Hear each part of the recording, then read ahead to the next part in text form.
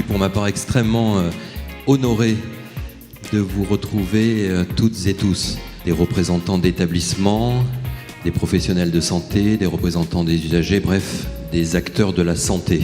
L'idée, c'est de montrer que nous sommes tous au service des patients et des personnes accompagnées, quand on sait que très souvent, les personnes nous disent que c'est le parcours du combattant parfois. Et donc c'est souvent la personne qui s'adapte aux besoins et pas l'inverse. Et bien donc là, vous avez tous les offreurs de santé qui se mettent au service dans chaque territoire des patients.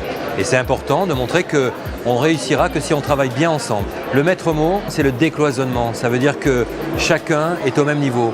Ils se mettent autour de la table avec une compétence, une voix, une action, mais tous au même niveau. Notre projet régional de santé ne peut marcher que grâce aux initiatives. Nous sommes dans une démarche de confiance.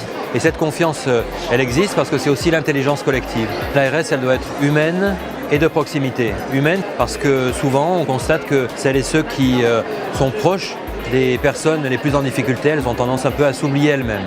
Et donc il faut prendre soin parce qu'on ne réussit pas un projet régional de santé si à un moment donné on ne prend pas soin des infirmières, des médecins, des travailleurs sociaux. Et puis de proximité, ça veut dire que si on veut que les projets soient écoutés, entendus, soutenus, alors il faut que les agents de l'ARS soient au plus proche.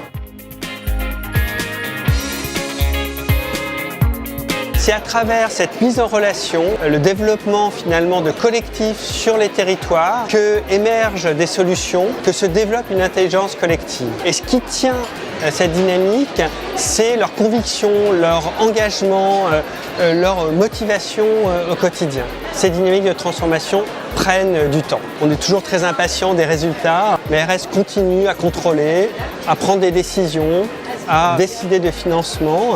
Mais à côté, on a une ARS qui elle-même fait évoluer ses façons de travailler avec les acteurs, se transforme. Et la journée aujourd'hui, ces témoignages incarnent, me semble-t-il, très bien ce qu'on attend aujourd'hui d'une ARS, pas que de la régulation, mais aussi de l'accompagnement des acteurs.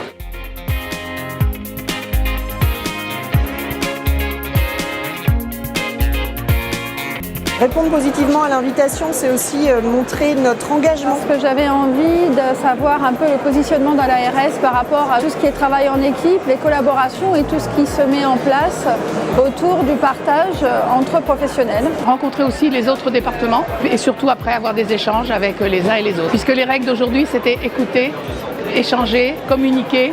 Voilà, donc on est en plein dedans, je pense. Chacun des partenaires ne peut exister que s'il y a les autres personnes qui vont fonctionner. Et le seul moyen d'avancer, c'est d'aller dans le même sens. C'est en bonne voie, on a une meilleure écoute de l'ARS. La dynamique qu'il y avait sur cette matinée, où de nombreux interlocuteurs ont présenté leurs actions avec véritablement ce que l'on trouve sur le terrain.